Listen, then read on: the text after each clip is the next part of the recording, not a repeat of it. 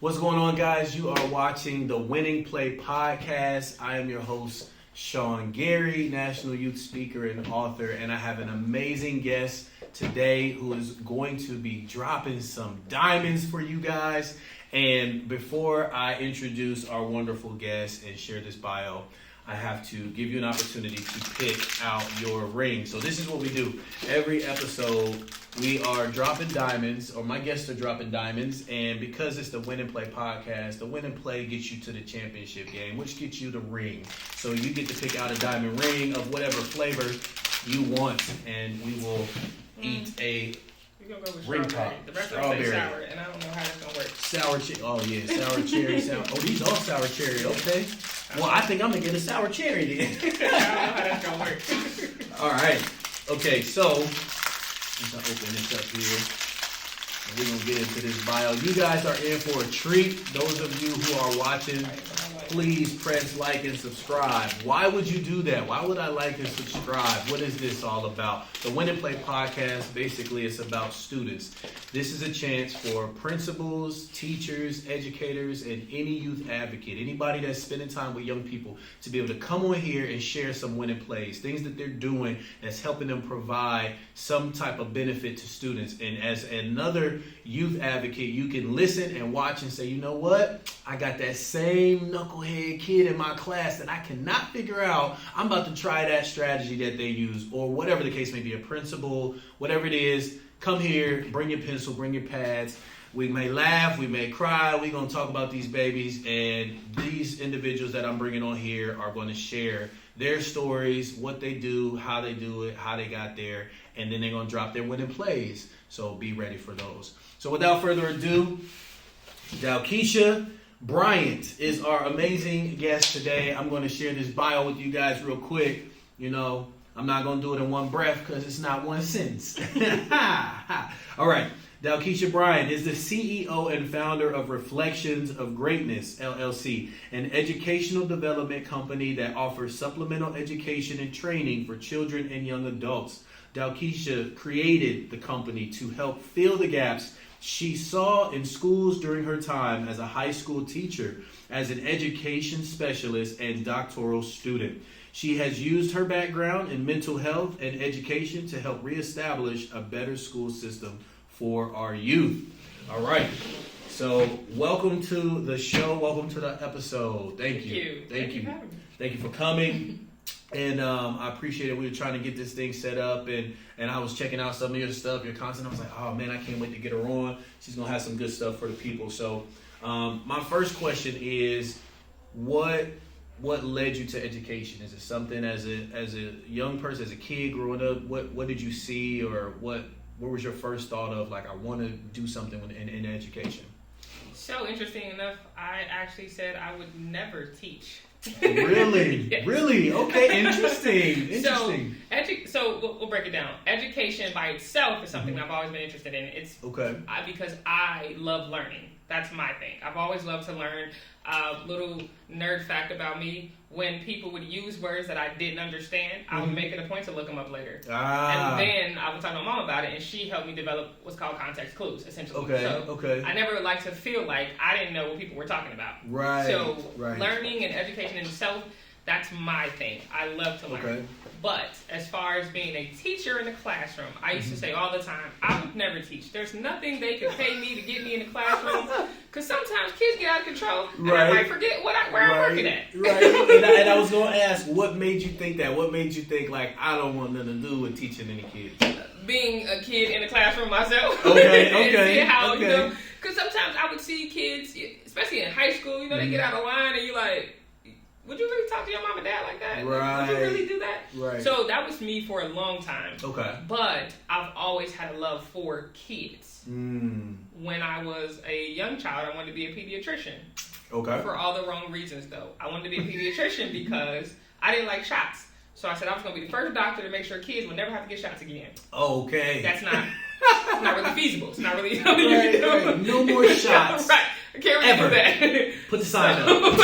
Right. No more shots in my office. I'll tell you right now. Right. But I've always wanted to do something that involved kids, and that's what the mental health aspect that you were talking about. That's how I got into psychology and counseling and things of that nature. Then that manifested itself over into wanting to teach high school kids about career development, and because that's a big part of something we don't have in schools anymore, is that career development, the learning how to operate outside of the classroom. And when you focus on what I like to call the whole child, then you're focused on their development outside the classroom. That's where I got into career development. I would just speak at different schools about what employers are looking for, things that they want to get into. How do you decide where you want to work at? How do you make a resume? Things of that nature. So I was speaking at a charter school. And when I left, I got a call from the principal. And the principal explained to me that she wanted me to come in. And she wanted to talk to me about teaching her career development and leadership elective because the teacher had quit in the middle of the year. Wow. So of course I let her know. I was like, well, you know, I'm not a teacher, right? I don't teach. I speak. I teach in a way. I can teach you something. I can help you learn something. But as far as a whole classroom, I was like, ma'am, I've actually never done that. And she said, my kids have not stopped talking about you since you left. Wow. She said, I wasn't there at the event, but I kept trying to figure out who my kids were talking about in the hallway. I kept hearing your name. And I was like, well, who is that? And they're like, that's the lady who came to talk to us. She was with us. So I knew I had to get you in. She said, the other aspects of teaching, as far as how to run a classroom and lesson planning, she said, I can teach that to you. But everything else that you have, the way you're able to connect with them, the way you're able to relate with them, and to get them to understand them, I can't teach that. She was like, your patience, I can't teach that. And since you already have it, I'm willing to roll the dice. Wow. I ended up teaching with them for that half of the school year, and then I came back the following school year again. Nice. And then what grade was that? That would have been 10th grade. 10th grade, okay. Nice. And that was actually what started. Where I was like, I've been wrong all these years. Wow. Full circle. This is really where I should have been a long time ago. Right. Okay. So what were you doing before that, where you weren't really working with the students as much or at all? So before that, I was spending time. I was speaking. So I would get brought on to speak at different schools, speak at different organizations. I was working with a couple of different programs. And that's what they were doing. They were helping kids with resume writing, just career stuff. Different, not necessarily career, but more like job readiness skills. Gotcha. Essentially is what they were doing. So I was helping with that. I was doing a lot of that. I left the corporate world in 2016. And I left with just enough money to pay my bills for 30 days. I remember crying in the parking lot because I was like, I'm out of corporate. And then it was like, now what? Right. What's next? I had a third grader. I had a child with so I'm like, did I think this all the way through? Yeah. But it's because I know I wanted to start my own business and I wanted to involve kids and I wanted to figure out how to make that work. I had my idea, I had my vision. I just needed a little bit more work on the pieces. So what did that look like from the time you were just that moment of, oh my gosh, what did I just do? I got to figure something out, to then having something figured out? What was that mindset you went through? What did you do? Like, what was that like, that season? That was a praying season. That was a praying season. Because I was praying for guidance.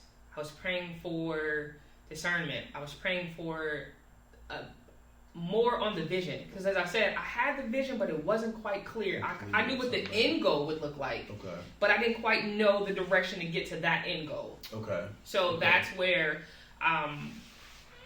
I started finding myself in places where I'm at events, like networking events. And I would speak to someone, and they're like, oh, I'm looking for speakers. You are? Oh, okay. Well, let's talk. Oh, I'm looking for someone. I was wondering if I'm trying to put this program together, but I'm not quite sure on how to put the curriculum together. Hey, I can do that. Let's talk about that. And then it just started, my network just started growing from there. And then how long ago was that? So that was 2016. I created Reflections of Greatness in 2017. And then, so that's when I got into teaching at the same time. Right. So now I'm trying to establish this business, and I found teaching. this new That you love for right. teaching. Right. You're like, oh, I love this. Right, and I'm like, how do I put these two together? How do I put these two together? What really did it was, so I'm big on connections. My company's motto is connections before lessons. Write it down. That's the motto. Connections before lessons. And that's a bar right there. I just want to make sure.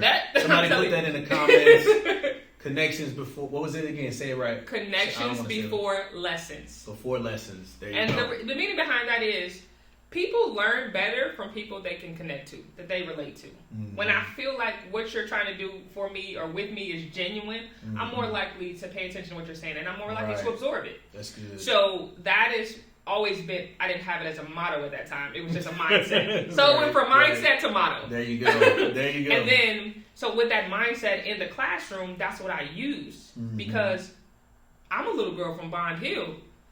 I grew up on California Avenue. Yeah. I went to Bond Hill Elementary School. You know, I graduated from Hughes High School. I am a product of CPS. Yeah. But more importantly, I was from the same neighborhoods that the kids I was teaching were from. Right. Okay. So once I got that part, then it was like, okay, now what do I do with this? And what made me realize that the reason for that gap, the big reason for that academic gap, is unfortunately a lot of our teachers don't look like our kids that they're teaching in our schools. So for me, it was, I had a conversation with a teacher once. This was elementary school. And she was saying that, you know, she says good morning to kids every day. They come in, good morning, good morning. She's like, it's this one kid. It don't matter what morning it is. It never seems to be a good morning for him. I don't understand. Like, he's first thing in the morning, he's grumpy. First thing, and I said, have you ever asked him why? Right. She's like, what do you mean? I mean, it's elementary school, so it's like fifth, sixth grade. Why she's would like, I ask why? How could he be? She's like, what could possibly be going on in his life so bad where he's just grumpy at 8 in the morning? Right. I said, you have no idea. Yeah. So I implore you to ask him. I challenge you to ask him. Right. Ask him, instead of saying good morning, how was your morning? How was your morning? Yeah. How did that go? And so she came back to me later and she was like, I'm really glad that you asked me to do that. I found out that, you know, he gets his siblings, he helps them with homework at night, he gets them ready for bed, he gets them up in the morning, he gets them to school, they come with him. He's in fifth or sixth grade. That's his morning. As a parent.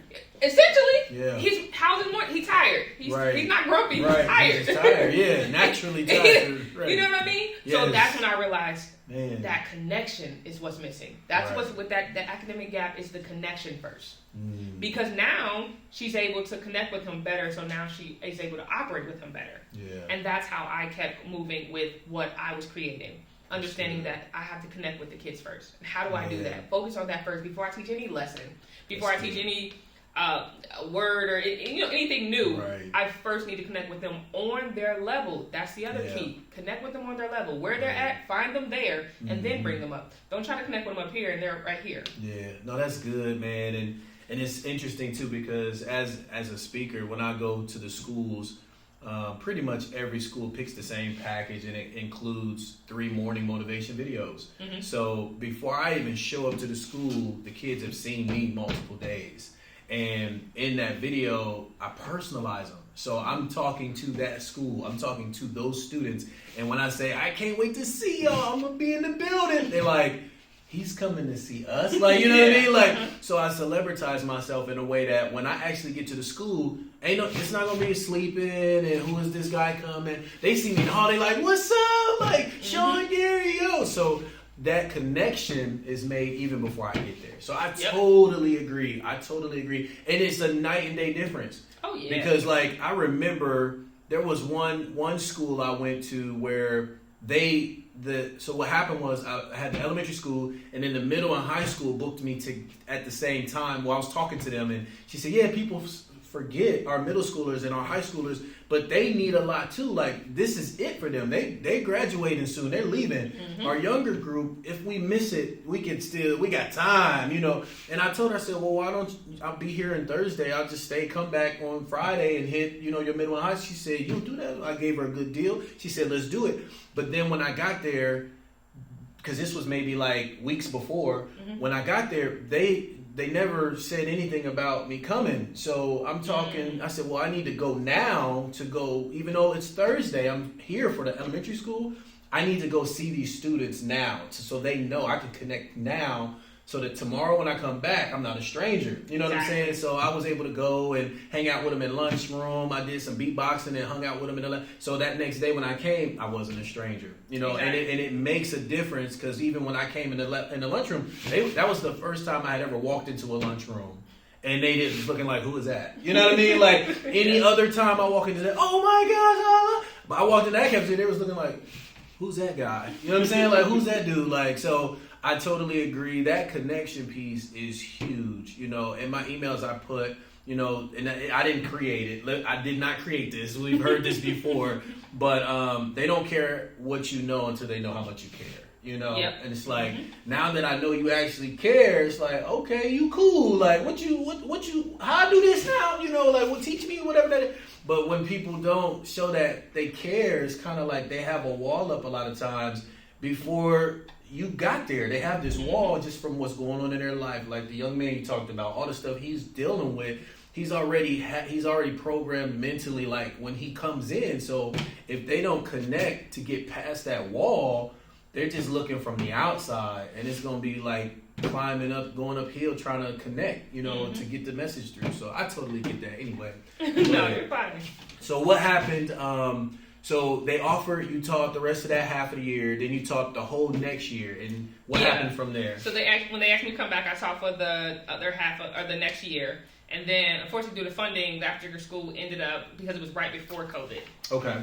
So they ended up having to get rid of their high school sector. It was a K through 12, which can be difficult at times. So they got rid of their high school sector. But for me, I was able to see that this works for me. Yeah. I didn't realize that I had it until I had it. I like it. You know what I mean? So, because I enjoyed it, like, for instance, with because it was a career development and a leadership elective, once I learned what all their career goals were, I only referred to them by their career. So I'm like, hey, photographer Chris. Yeah. Hey, obviously these aren't their names. Right. But you know what I mean? I'm like, oh, look, there go my hairstylist. Listen, I'm waiting to get in that chair, you know, stuff like that. So cool. That became not even just in my classroom, but throughout the school. Yeah. So now other kids like, Miss Keisha, never had my classroom. Did you know that I want to do X, Y, and Z? And I'm like, really? And so now every time I see them, that's what I refer to them as. Nice. And it became a thing. That's good. Then I end up taking a few, not necessarily jobs, but a few contracts at public schools, and a couple of them in CPS, working with other organizations who already had something going on there, and they needed more instructors, so I ended up working there. Same thing, developing their career, helping them with job development and things of that nature. Yeah. However, there was a particular school that I was working with, and the GPA for the high school 9th grade, the class was very low. Okay. So what I ended up doing was helping the teacher outside of the job development. Outside of that, I'm talking with her and we're kind of brainstorming how to get these kids up, how to raise those grades. Right. So one thing that I would do, I took that same initiative that I had, or the same idea I had with the careers, and so now I'm referring, I did it, instead of careers, I did GPAs. The highest, of course. I wouldn't out anybody with the low GPA. Right. But there were a few in the class who had 4.0. What's a little .07, Johnny? Yeah, I would never. Absolutely not. Absolutely not. Working on getting to that 1.0. But see, the overall GPA was below a 1. Wow. So how did you do that? So I took the GPAs who were higher. So I had I had one 4.0. Okay. I had a 3.7, a 3.5, and I think a 3.0. Okay. That's what I refer to them as. Gotcha. So everybody else. When I'm talking and they raise their hand, I'm like, yeah, 4.0, what's up?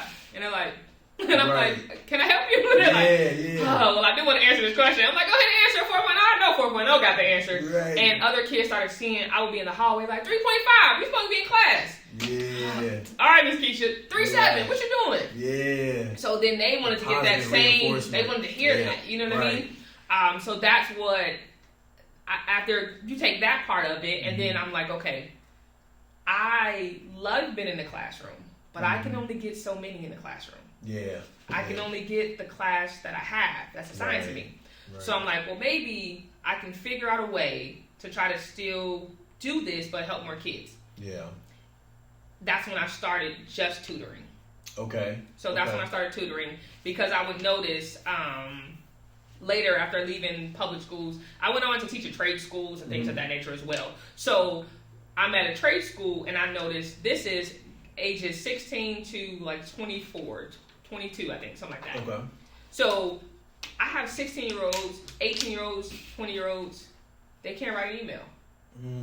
They struggle with my assignments because they can't really read my directions. Wow. And so that's when I'm like, okay, wait a minute. Wow. Yeah. There's a missing piece here. There's a missing piece. The missing piece is literacy. Yeah. It's been that's been the missing piece. Yeah. So that educational gap, that gap we're talking about, the academic gap, it's literacy, being able to read, comprehend, reading skills, and connection. So for me, I was like, how do I take those two pieces and make them for the masses? Yeah. So that's when I went full on with the tutoring. So I started offering private tutoring. Real quick, if you're watching this, if you're a teacher, I want you to leave in the comments if you understand and connect with what's being said. Like, do you have students that you feel like they're just not where they need to be in terms of their ability just to read basic information or at level content? Is that like a major struggle for you? Like, if that's you, if you're a teacher and you can say, yes, I have students in my own class, or maybe you say, mine are okay, but there's a ton that I know next door and down the hall and colleagues of mine that there's a major issue and a struggle and a challenge with that. Put that in a comment. And then also, this is the second piece, right? Also, if you have something that you've done that has helped with that, put that in the comments as well to help everybody else. And of course, this is one of those solutions right here that we're getting into right now. So tell the people about what you do, man. So Reflections of Greatness, as you said, is an educational development company, and I specialize in reading, writing, and math. So reading being number one, because what usually happens is parents will bring kids because they're struggling in math, and it's not math. The problem is they can't read and understand the word problems for math. Right. Because usually about fourth grade, third, fourth, fifth, it's word problems. Yeah. So being able to understand that word, I know what to do with the numbers. Right. But when I just have numbers and I have no context, I don't know what to do with them. Right. So reading is top priority. That's number one for me. And that is where I really put a lot of emphasis on. So I help kids learn how to read. And I'm talking from for K through 12 are the grades. Okay. However, I'll take you all the way back to decoding, where we're going over. We're talking about we're breaking down the letters, breaking down the sounds. We go all the way back. Is that decoding? What's decoding? Yeah. So we're breaking down the sounds and letters. We're breaking it apart. So and just getting an understanding. So not just the fact that cat starts with a C, but what sound does a letter make? Right. What sound? How many sounds do you hear? It's 3 sounds. Okay. Breaking that whole process down for them. Right. And that is a lot of times what the issue is when we sometimes teach kids about reading. We teach them letters. Right. What's this letter? What's that letter? What sound does that letter make? Yeah. I'm able to decipher this word if I know the sounds. And then how do I blend them? That's another part. How do I blend them together? Because now I know sounds. How do I make it one word? Together. Yeah. So I go as far as go all the way into that.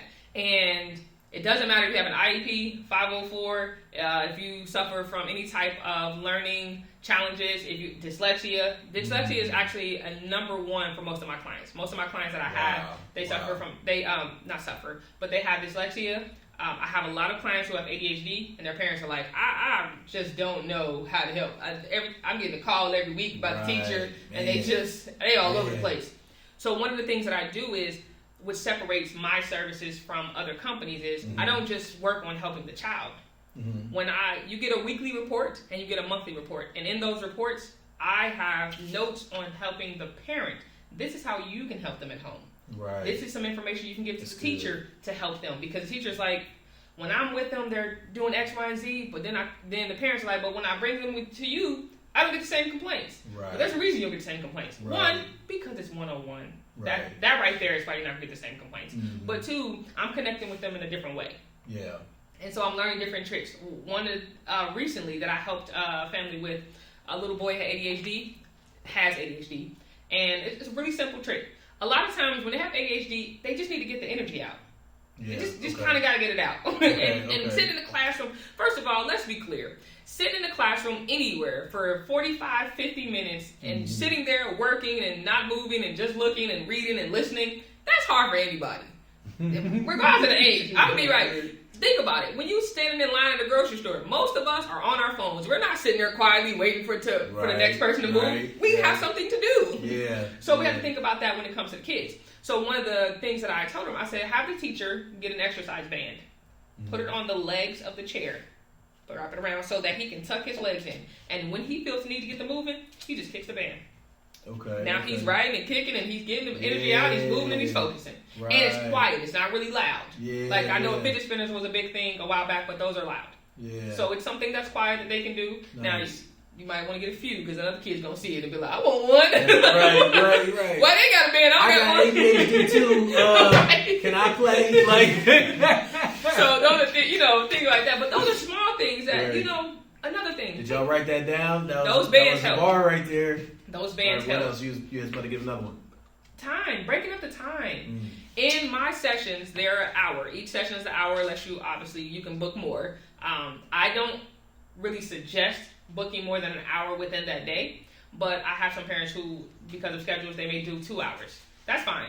Just know your child's going to get about 3 breaks within those 2 hours because there's only so much they can take in, and you got to give them a moment. Right. And I even the times that they have to play, they don't even play, and I'll tell you why.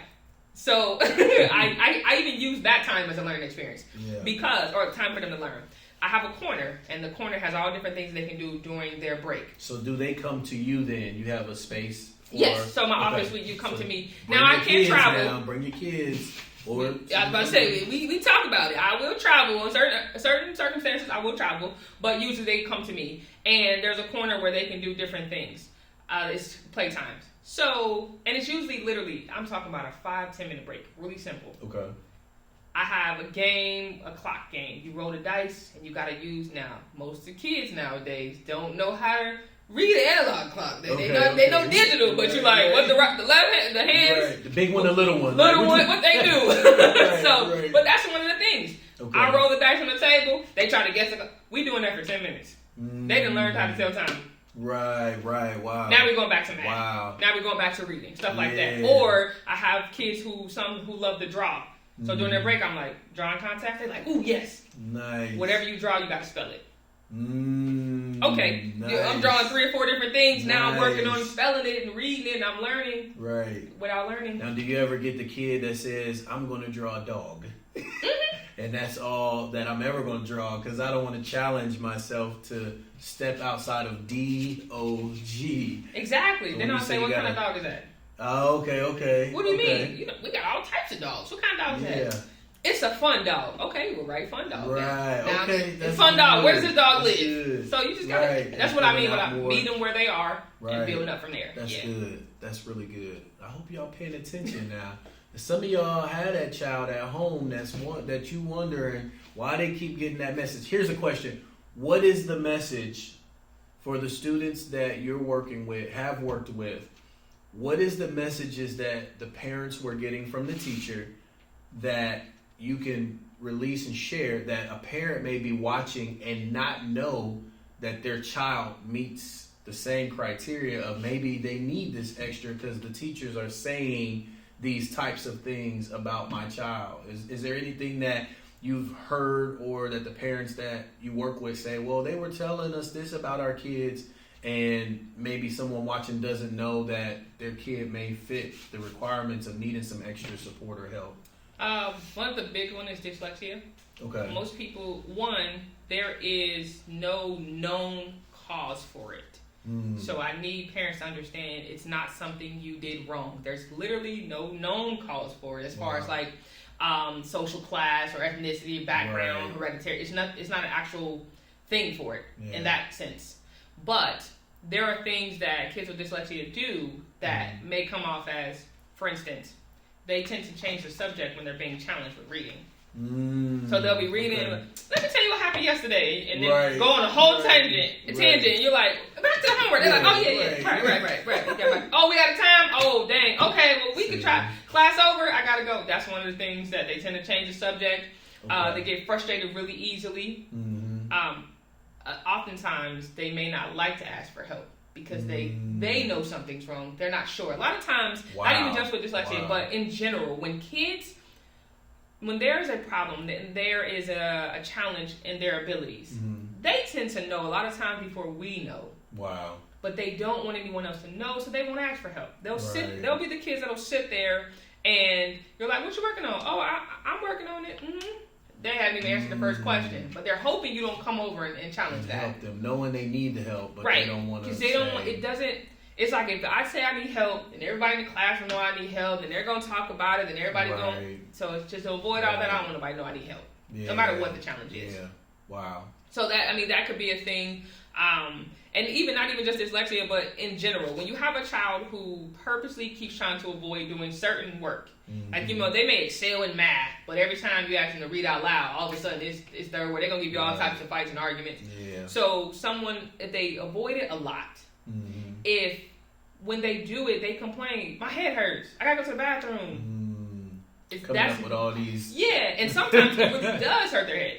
Yeah. Oh, okay. The reading, yeah. When you are challenged, when you have certain challenges and you're reading constantly, especially when we have to get out of this habit of making reading a punishment, where we're like, oh, you didn't do X, Y, and Z, no games. Now you got to read for the next hour or two. Wait a minute.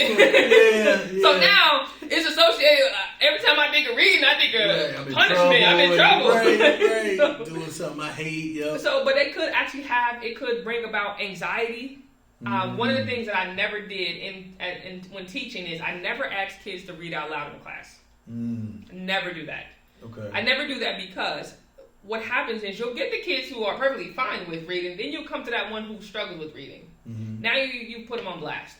Right. You put him and her on blast, and now they got to come up with something. Now there's a back and forth. Now, you know what I mean? Yep. So those are things that I don't do, but I wouldn't suggest. I know they a lot of times it's kind of like group work, or they just to get everybody involved, read out. Right. But sometimes it could be really hard if you have different levels of reading ability, and they got that popcorn reading, like where you get to pick your friend and everybody raise a hand who didn't read yet, and they get to pick the next person and stuff like that. Yeah. So if you know you have that kind of classroom where it's working, by all means keep doing it. But you can tell when you don't have the classroom where you can do that. Yeah. And you have to be knowledgeable with that.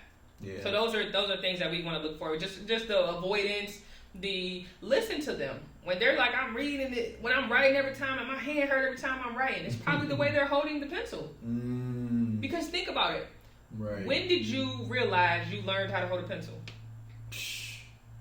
I don't know. Most of us did. You just start writing. So it's like, did anybody ever come by and say, no, you hold it like this? Sometimes we... like a knife. So my mind don't look like theirs. Exactly. You're like, what's going on? My wrist don't move like hers. Right. So those are things that they're avoiding things. Listen to them when they say certain things hurt or certain things are hard. Don't just, you can do it. Maybe they can't. Right. Because you haven't taught them. Because we have to understand that. One thing I always tell parents, talking louder doesn't equate to understanding. Meaning, the famous Johnny had 5 apples. So Johnny had 5 apples. They're like, I don't know. Johnny had 5. Now I got anxiety. Now I'm scared. Now I really know. I mean, I heard you the first time. I just didn't know what you meant. Now I'm really not going to know it because you're yelling at me. I don't know why we equate that. Like, you're going to get it. No, now I'm scared. Right. So those are things. Understand, why am I avoiding it? Why is it that they complain, or why are they avoiding it? Why do they complain every time I tell them, want to give them to do something? Yeah. Talk to them about it. When's the last time you sat down with your child and you just talked about school? Not, what did you do today? Not, what did you learn today? How was school in terms of how you felt? How did you feel about your classes today? Yeah.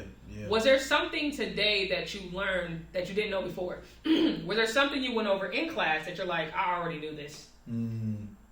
So then I can figure out what your strengths and your weaknesses are. Right. Talk to your kid. That's how you'll learn what's going on with them. as far as and talk with them early. We wait until later on in teenage years. Listen, when they become teenagers, all of a sudden they rough and tough. They don't need no help. So you gotta try to catch them when they're young. But even still, those teenagers will listen.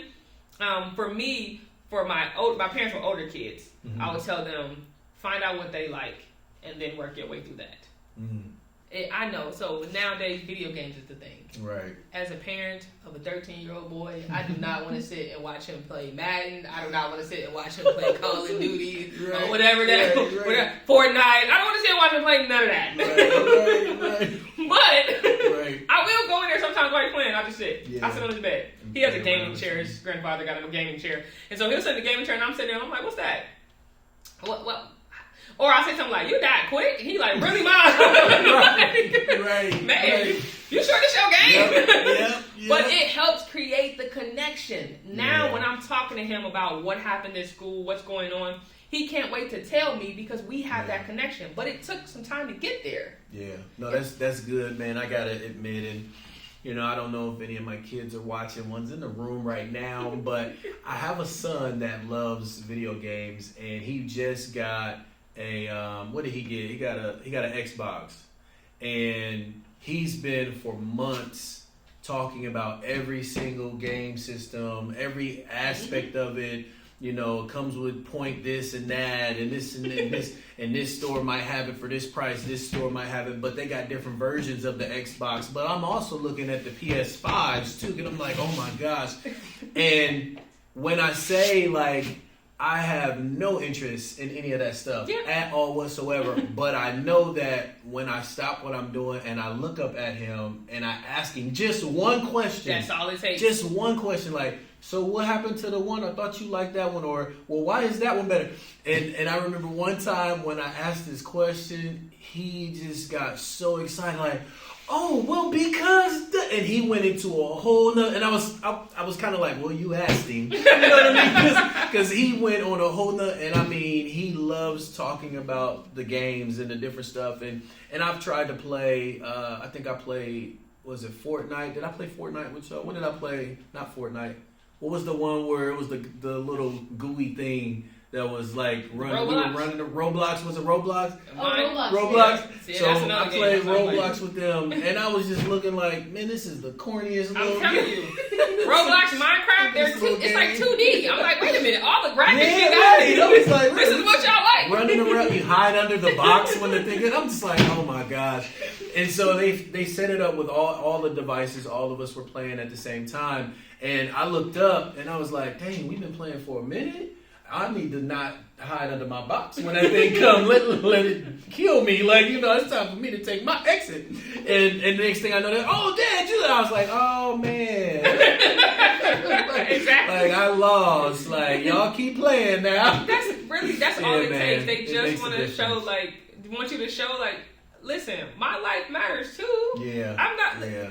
I already didn't get to choose to be here. Like, I ain't get to say so. But you ain't gonna just put me here and not give me no inclusion of no kind. Yeah. But so we have to understand that as adults, we were once children. Mm-hmm. And I often tell people, you may not know what to do, but you always know what not to do because you just think of the things that you didn't like. Right. So if you didn't like the fact that every time your parent talked to you, they always yell, stop yelling at your child. If you didn't like the fact that every time you borrow something, they're like, what do you want now? Yeah. Then don't do that to yours. Now, it's easier said than done for some because I went through that. They feel like, well, because I had to go fight the bear, I'm going to make sure you go fight the bear because it builds character. And it's like, no, you don't want your child to fight the bear if they don't have to. Life is going to have them build character. Like, just help them to avoid those major things by telling them, sharing with them, talking about your struggles. I think that's one thing we don't do as parents is get real with our kids with our own faults. Mm-hmm. We try to paint this picture like all of our choices and decisions are the best ever. And it's like, no, this is what, like my daughter, she's 14, and I told her, I said, there are financial decisions that I'm going to share with you because you're knocking on the door of adulthood. You're right there. I said, so some of the stuff that I may decide to do, I'm going to share it with you so you know the methodology behind why I'm choosing to do this thing. Right. So when it's your turn, you'll have that as extra information for you. You know what I mean? And when I mess up, hey man, I blew it. I blew it on this one. Apologize, and if it ain't an apology, then explain where you dropped the ball or whatever, so that then they know, like, well, I remember my mom, my dad, man, he was talking about, I ain't doing that because I know he said he did. You know what I mean? Like, but that's good, man. To get in their world, like you said, it's like they have their own world. They didn't choose to be here, but just the moments that we can get in their world just makes so much difference, and that goes back to that connection piece. Exactly. It's always it's always going to be about the connection. There's a way for you to connect with every child. It's not possible to develop this long-term relationship with every kid. So years from now, you'll still be able to connect, but it's still possible. Mm-hmm. I'll tell you a story about connecting for myself as a young high school kid. Mm-hmm. So, Barbara Jones, Miss Barbara Jones, sorry, I apologize. My mama would kill me. I was going to say, who is that, your mom? No. Oh. That's my English teacher, but I just call her by her first name like that. Okay. Let's get it right now. Miss Barbara Jones from Hughes High School. I'm going to date myself. Is she still around? I believe she's still around, but she's not teaching at Hughes. Okay. I'm going to date myself, but it's all right. I'm not tripping. I graduated from high school in 2004. Shout out to class of 2004. But, exactly. Our reunion is coming up this year, 20 years. We don't got to talk about it. I'm not ready. But she was our English teacher for 11th and 12th grade. And when I say, because of her, when I got to college, writing papers was so easy. It was so easy. And I mean, I'm in 11th grade, and she's like, her papers, she required 5 to 10. Mm-hmm. That was her listing. Yeah. And not only that, but for some of her assignments, she required you to write the paper and present it. Okay. So you had to present what you were talking about to the class, and also you had to work on your speaking, things of that nature, right? So I get to college, and the first essay, they're like 10 pages. And I'm like, oh, great. I remember this. Right. And everybody else was like, oh. 10 pages. I was like, I've been doing this for the past 2 years. This is cakewalk to me. It's nothing. Yeah. And so I remember I was in a grocery store, and she was checking out, and I saw her. Now, I hadn't seen her in years, but I couldn't pass up the opportunity to thank her. I am such a great writer because of Miss Barbara Jones from Hughes High School. Barbara Jones. Everybody in the comments just type, we love you, Barbara Jones. I'm telling you, I am such a good writer because of her. I absolutely love writing. Yeah. But it was just a brief, and I was telling her that, and she was like, oh, she couldn't remember my name, but she remembered my handwriting.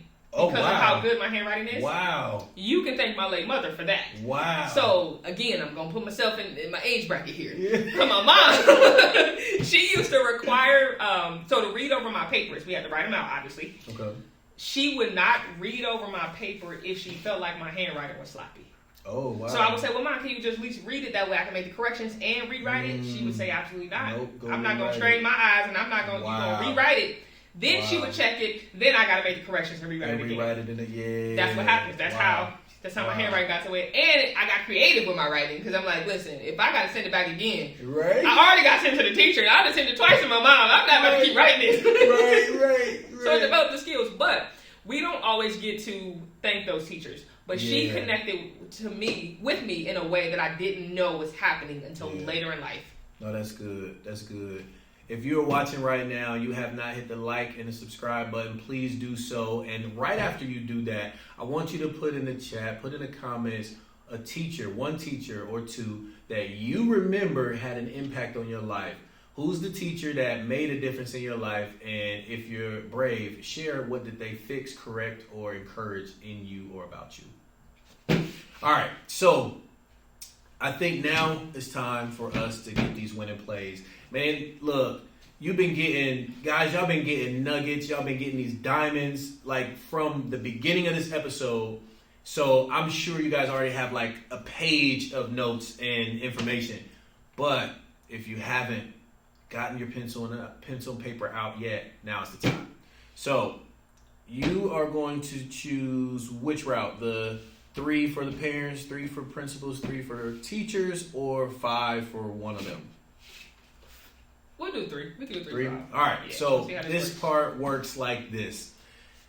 Principals teachers and parents, 3 diamonds for each one. The winning play, 3 winning plays for each one. All right, let's start with whichever one you want. We can do principles. We'll go down the line. All right, principles. So for principles, I would say treat your school with a business mindset. And this is what I mean by that. As a business owner, I have to have a vision for my business, right? Okay. So when I create my business plan, I have to have a vision of what I want it to look like, what I want the motto to be, how I want it to be ran.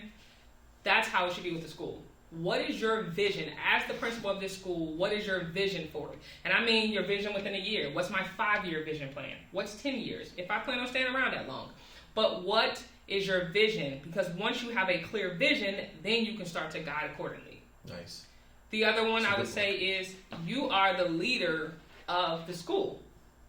A good leader never leads from the front. They always lead from the back.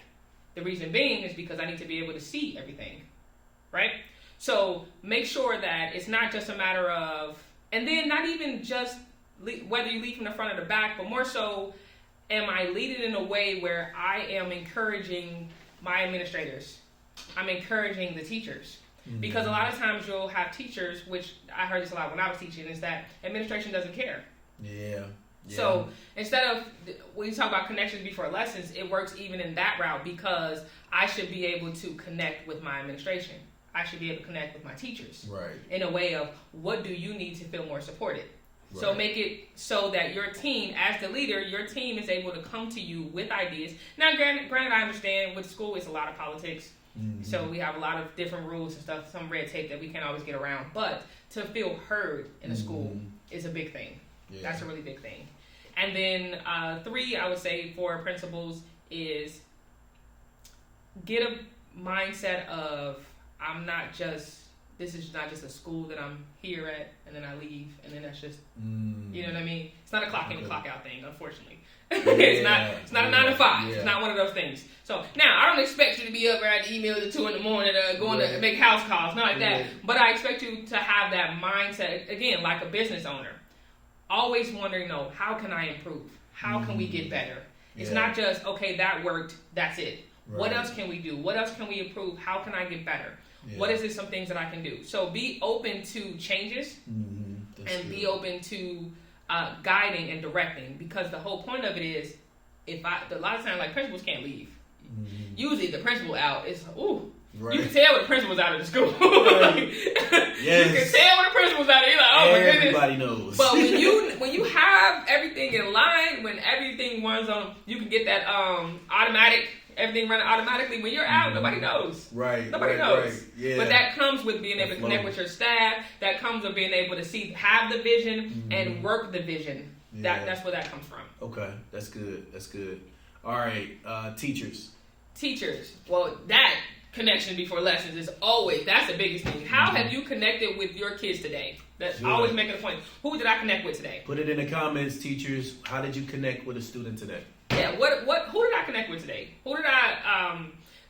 How can I have a classroom that is inclusive in terms of learning abilities? So thinking about that and understanding that you have to, I know it's hard because we have some kids who are learning abilities are up here. We have some who are in the middle, some they're a little bit lower. How do I work with all of those, right? Use those kids who are up here, who are excelling. Use them to help with the ones who are struggling. When you create groups, put one that's excelling. Put one that's in between. And then maybe 2 or 3 of them that's not. They're going to feed off of each other. Right. It's going to happen. Nice. They're going to, and it's like peers. We used to have, Miss Jones. Well, Miss Jones, we used to have peer reading. I did not like peer reading in the beginning because I don't need nobody else to read it. I just told you, my mom read it twice. I don't need nobody else to read it and tell me what's wrong with my paper. But one, it helped me with ideas because I'm like, I would never even think of it like that. Or what made you write that? And then so we start to feed off of each other our skills. Yeah. We start iron sharpens iron. We start to get better and better. So, and it wasn't like, this is a red mark from the teacher. Yeah. There's a red mark from my friend that I'm about to see at lunchtime. You know what I mean? So it feels different. It doesn't come off so bad. So that's actually a good thing. So use those kids who are excelling to help with the kids who may be struggling. That can be a good thing.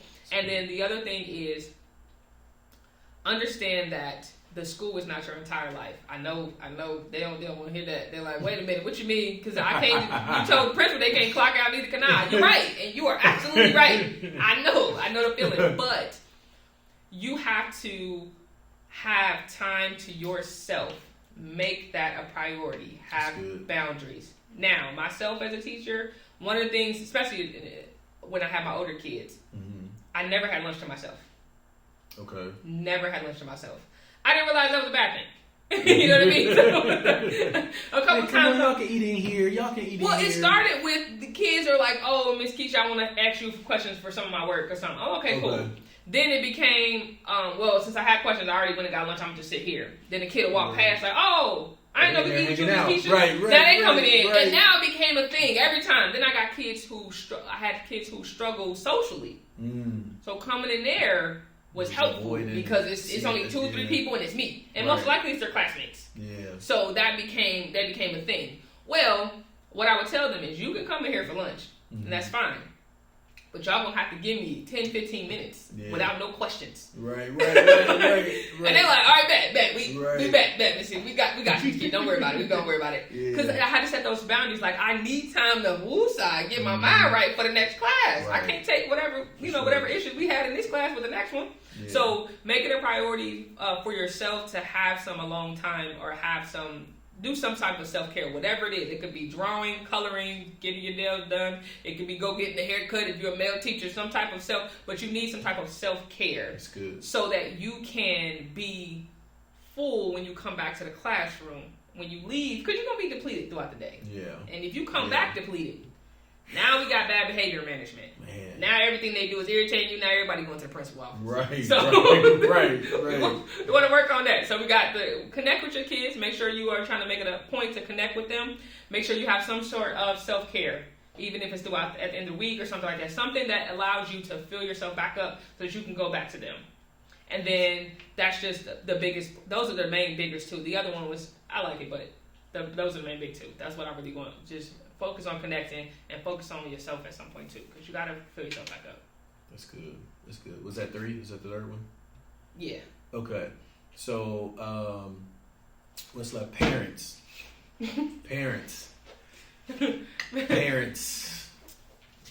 Kids are people. Let's be clear. Kids are people. So what I mean by that is, if you struggle with your emotions as an adult, if you find yourself getting upset and yelling when you get angry, if you find yourself anxious and not knowing what to do with your emotions or not knowing how to handle things, how can you possibly get mad at your child for not knowing how to? Yeah. So oftentimes our children struggle with the same things we struggle with, but because they're kids, we feel like they should know better. Yeah. But what happens is they were a kid who didn't get help with how to handle their emotions, and now they're an adult that doesn't know how to handle emotions, who has a child that doesn't know how to handle their emotions. See that cycle there? See what happens? Yeah. So we have to have patience with them. I always tell people, I have a tremendous amount of patience for kids. And when I say kids, I don't mean little kids. I mean just the term kids in general, as a general term. Mm-hmm. I have tremendous patience. It's adults that I struggle with, unfortunately. Once you're past 25 and that frontal, once that start closing, I feel like you should know better because the decision making is there now. Now I'm struggling with you. but we got to understand that our kids are human. Mm-hmm. They have bad days. One of the things that I teach my son that he uses now that people don't always agree with.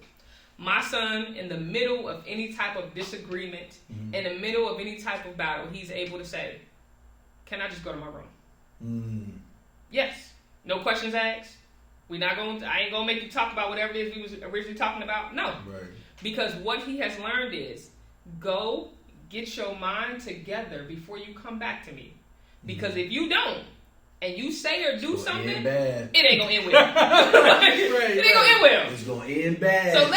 So I give him the space to be able to handle his emotions. And I'm showing him that in the real world, as a young black man in America, unfortunately, you don't get the right to just blow up. Mm-hmm. You have to learn to go somewhere, get yourself together, and come back. Right. Because you blowing up is not going to end well at all. Not in the real world. Not even more than me. It will not end well. That's true. So understanding that your kids are humans, they have emotions just like you. Mm-hmm. So what are you doing to teach them how to process them? Right.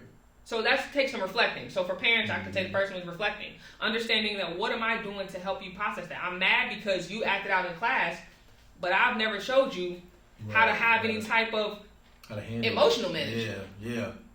So that's one big thing. Sure. The other thing is stop taking everything personal. Yes, your son struggles with reading. Yes, your daughter struggles with math. It's not your fault. In regards to just in general.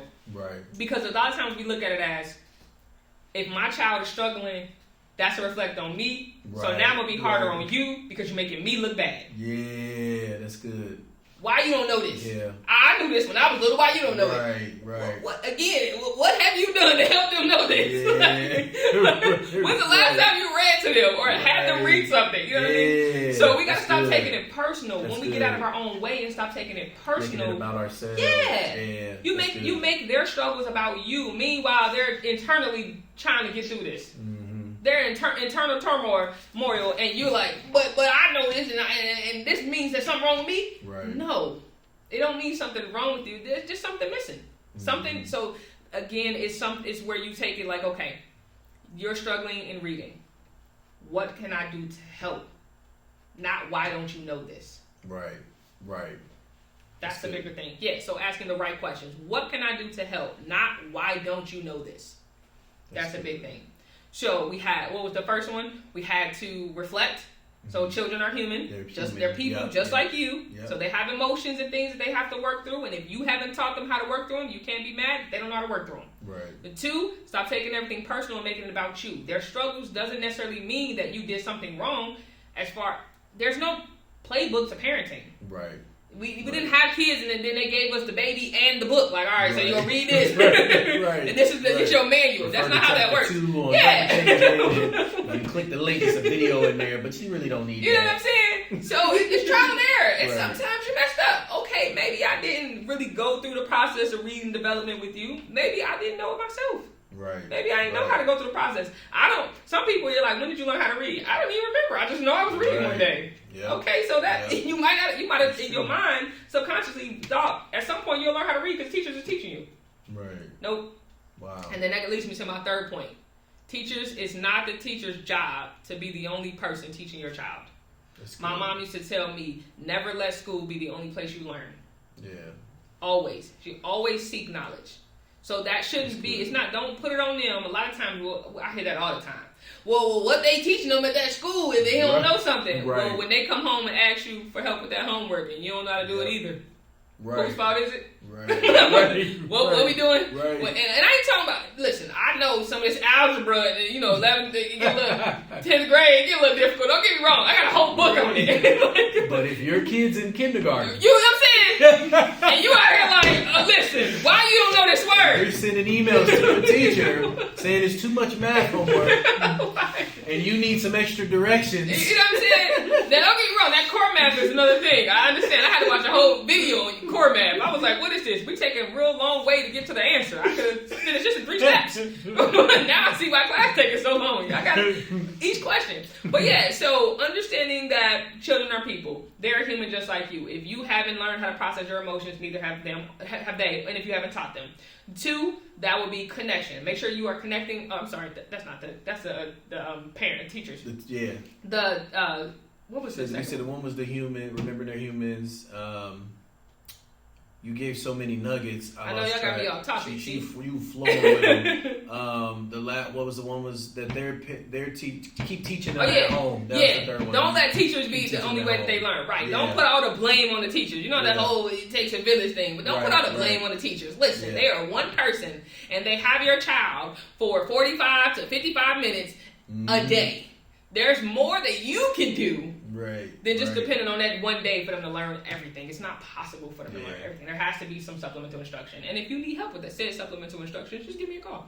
And some of y'all act like to act like you don't know your child, Mm-hmm. but you know your child and what they're capable of doing. So don't look at the teacher crazy every time they complain about or bring up an issue, because every now and then that issue is something you've seen at home already. Oh yeah. Well, I've been teaching and had kids be like, I said I ain't doing that, and I'm like, that's.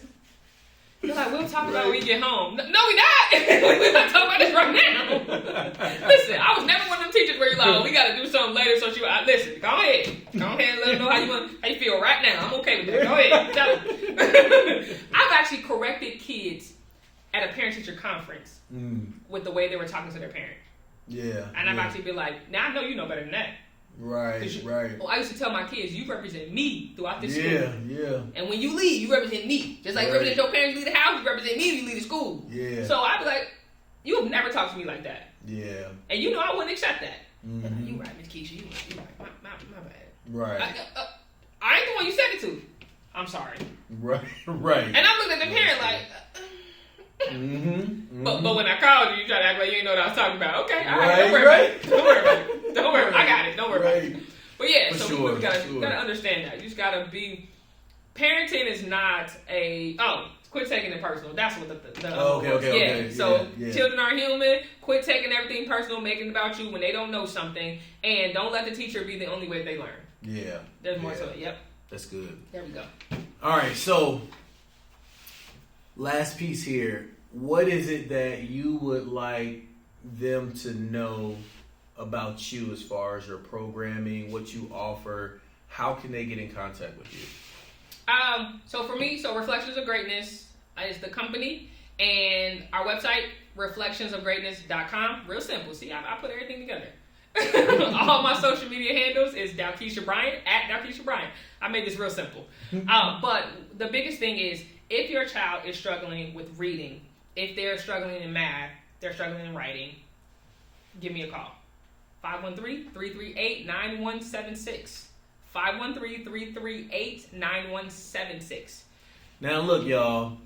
Don't be texting, talking about some, hey, I was looking at this restaurant. I just want to know, man, if you got questions about your kids and your kids getting in the program, that's the purpose of using the phone number, okay? Because some people, you got to let them know. Like, oh, that's because I did block. I don't got no. You said block? Okay, no problem. But no, if your child is struggling with those aspects, and I mean, it could be where they're a little bit behind, and you're like, I want to make sure that they don't get further behind. It could be that they know the information, but you can see that slippery slope. Okay, bring them over to me. Let's talk about it. We have a conversation, because I do consultations with everyone to know whether or not this is a service that you actually need, or it's just something very simple, or they may need something a little bit more intense. That's good. I'm never afraid to say this is not my realm, but let me get you in the right direction. Right. So that's a big thing about it. Understanding that working with me, you will have help for your child and help for you as a parent, which I always put those two together. And you were talking about the mental health piece when I first came on. That's because my background. So my bachelor's degree is in psychology. My master's degree is in counseling. Okay. My doctorate that I'm working on, and I'm almost done. Let's go. Almost a doctor, y'all. Is in education. Nice. And that's because I pair those pieces together, because I want to understand better about kids and how they work and how they think and how they operate. So coming into their world and then figuring out how can I help them to learn better. That's good. So those are the different aspects about it. So if you could, any type of supplemental, and then also I still do work with career for job readiness. Okay. Helping mostly high school kids. Usually I tell you, I have had people come to me, even schools. It's like 6th grade, and they're like, come to me about job readiness. They're not trying to hear about job readiness in 6th grade. They're just really not. They're not really trying to hear about resumes, stuff like that. But especially for your high school kids, or even your college kids, or those who are left high school, they graduated, and you're like, they don't want to go to college, because college is not for everyone. I'm one of those people that I'll say that. Yes, I've been in college several times, but I understand there are different avenues to get the same job done. But, and you're like, they're looking for employment, but they don't really know, they need help with that. That's also something that we offer, is a job readiness. So resume writing, cover letter writing, how to get a salary, how to negotiate a salary, anything regarding to, I'm talking as far back as business etiquette, interview etiquette. how do I hold an interview? What do I wear? Because that's a big thing. You'll see a lot of videos that they talk about kids coming in. They don't know how to write clothing. They don't know how to talk, what to say. Right. So those are things. Yeah. Speaking. No, that's good. I got like 3 things. I'm going to try to remember all of them. The one question that's come up recently for me, I have like a mentoring program a school was wanting me to launch in their school, but someone mentioned to me about insurance. So by chance, do you take insurance at all? And what have you heard about like an outside company maybe who serves the students taking any kind of insurance or anything like that? Unfortunately, I do not take insurance, but if your child has received a grant from Ohio Learning Aid, okay, make sure I said that right. Learning Aid Ohio, yeah. Okay. I take that grant because I am one of their tutoring providers, and so with that grant, basically they would pay me for services rendered to your child, and the grant is specific for kids who have IEPs or 504s. Okay. So how does that process work for them saying, okay, wait, I heard that part. My kid does have an IEP, or what was the other thing? 504. Or a 504 plan. Okay. And so how do they go from my kid has that to then they're meeting with you? What's those steps look like? Or so for the grant, you would have to apply directly through them. And if you get approved, they have a list of people on their providers on their website. Okay. You would just click me, and then you would set up. They call it a tutoring interview, but it's essentially a consultation, deciding whether or not this is a service that I'm the perfect person that you want to get service from. Okay. And then from there, then we would set up your sessions, and then on the website, they have an actual website where I would schedule, and then they would pay me directly. You don't even have to worry about it. Nice. You just come to the session and show up, and then I'll put that the session was handled. Confirm it, and then I'll get paid each time. If you do not get the grant, because it can be really difficult to get the grant because as soon as application is open, everybody's going for it. Everybody's going for it. Yeah. So because of that, I do offer a discount for people who cannot get the grant, and a discount. My service is discounted if you're not able to get the grant, and you just go directly to me, but you would have to pay yourself for that. Right. Okay. And so for all of the winners out there, those that are watching the Win and Play podcast, I'm going to ask this on the spot. Can you offer them a discount? Yes. All right. So look, there's no excuses now. If your child is needing some extra help, you have a solution. All right? So actually, let's do this. If you contact me and you mention that you saw me on here, your very first session is completely free. Oh, let's go. Let's go. Session. And I think that's the clip that I'm going to use as the highlight for the I'm going to post that everywhere. I'm telling you, that'll definitely, you say, hey, I saw you on this episode, the podcast, with Sean, you said I'll get a free session. Yes. The Win and Play podcast. You got to mention the Win and Play podcast. Yes, you have to mention it. Yep. And you will we have a consultation. Your first session will be free, and then you will pay from there. And then before we go, there's something that you have coming up that we want to make sure we shared that we talked off camera about. Yes. So we have Education Policy Pitch Night, which is March 12th. It's through School Board School, I believe, and Cohere. I think they're putting it on together, but it's for CPS, Cincinnati Public Schools, and the Ohio school system as a whole. They allowed the public, certain people to come in and pitch ideas for education that could be implemented into either CPS or the high school system as a whole. And I have made it to the final round. There are 7 of us, and on March 12th, it's a virtual event. If you register for the event and you vote, the 2 people from the 7, the top 2 people who have the most votes will get their idea implemented into Cincinnati Public Schools or the Ohio system, depending on what their pitch was. My pitch is specifically for Cincinnati Public Schools. And what I'm doing is I want to, as I said before in the beginning, I'm about literacy.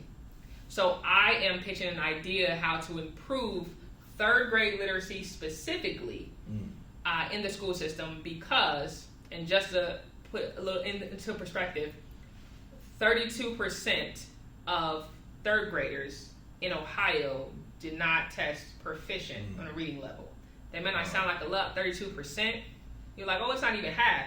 We're talking about 32% of the Ohio school district, not just CPS. All the schools as a whole. That's a lot of kids. It's a lot of third graders. Wow. But I specifically picked third grade because this, there with the policy that third graders now have to pass the Ohio Achievement Test in order to go to the fourth grade. It's no longer where they just give you interventions and help supplement you. They still move you to the fourth grade, but then they give you the third grade interventions.